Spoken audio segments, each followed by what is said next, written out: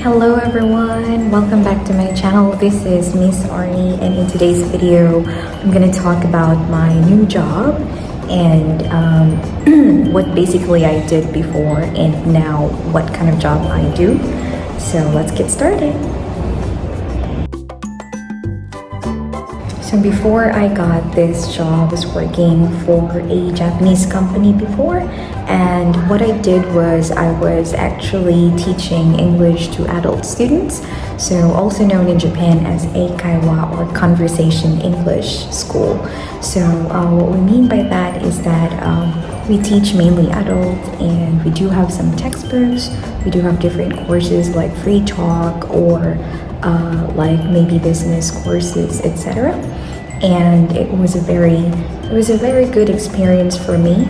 But my new job is something also very new to me and my whole new experience. As you can see, I'm wearing this very formal type of clothes, and that is because I now teach at a private international school.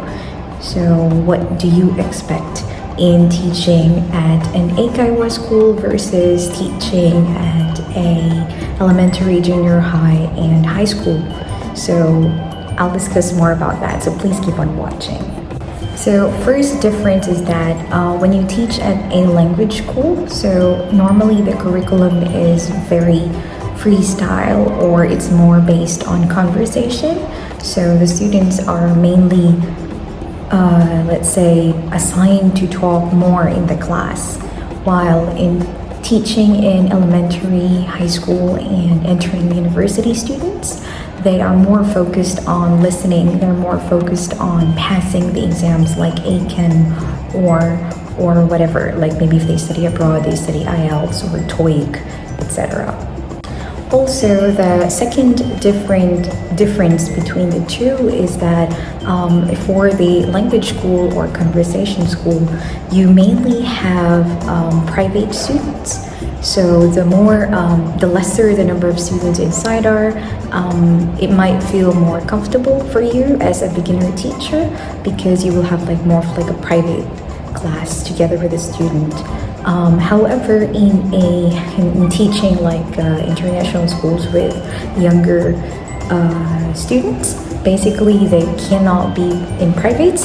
They have to learn together, and so that's why the number of students inside the classroom vary from, let's say, 4 students to 30 max, but I believe that's not the case, maybe lesser than that. I would say on average 7, 8 to 15.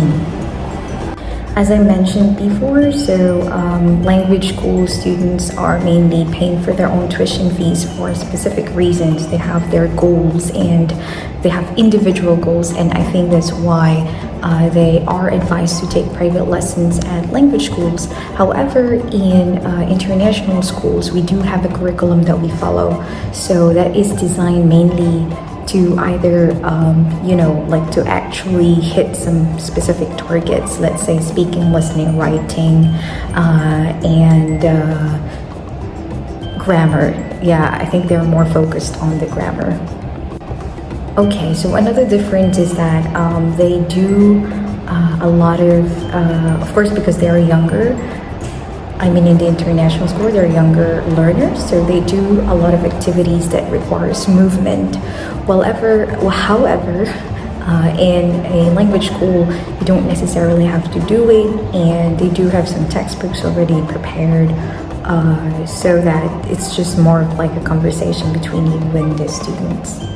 Another difference that I also noticed is that conversational schools require, like a shorter amount of time versus the younger learners in international schools, because they're adults, so they can basically hold conversations without motivation or without some specific, let's say, warm-ups from you. So I hope you learned something about the difference between international schools and language schools. If you do have any questions, let me know in the comments below, and I'll see you next time. Bye!